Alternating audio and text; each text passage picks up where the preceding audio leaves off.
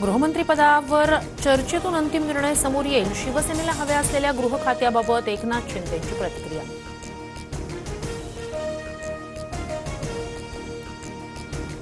उपमुख्यमंत्रीपदावर अद्याप चर्चा सुरू. श्रीकांत शिंदेंना उपमुख्यमंत्रीपद मिळणार का या प्रश्नावर एकनाथ शिंदेंचं उत्तर.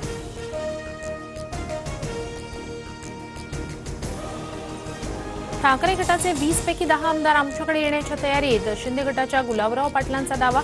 तर ठाकरे सोबत असते तर आतापेक्षा अधिक बहुमत मिळालं असतं. भाजप नेते रावसाहेब दानवे यांचं वक्तव्य.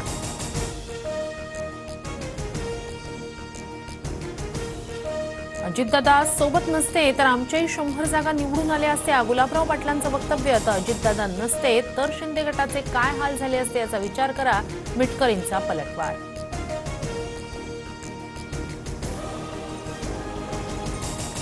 माझ्याच पक्षातील नेत्यांनी माझं काम केलं नाही. संजय गायकवाडांचे प्रतापराव जाधव संजय कुटे यांच्यावर आरोप.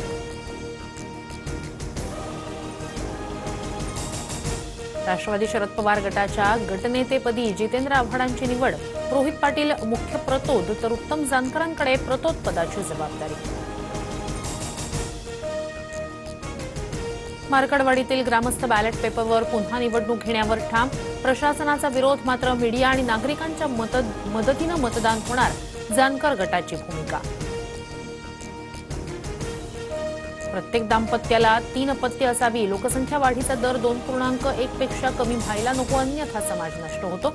सरसंघचालक मोहन भागवत यांचं वक्तव्य. धाराशिवमध्ये मनोज जरांगेंचं शक्ती प्रदर्शन. या पुढचं आंदोलन मुंबईतील आझाद मैदानावर होण्याची शक्यता. जरांगेंचा इशारा. बेंगल चक्रीवादळाचं रौद्र रूप. केरळमधील मलप्पुरम, कोझिकोड, वायनाड आणि कन्नूरमध्ये रेड अलर्ट जारी. तर तळ कोकणात पुढील 4 ते 5 दिवस पावसाचा अंदाज. मच्छीमारांना किनारपट्टीपासून दूर राहण्याचा इशारा.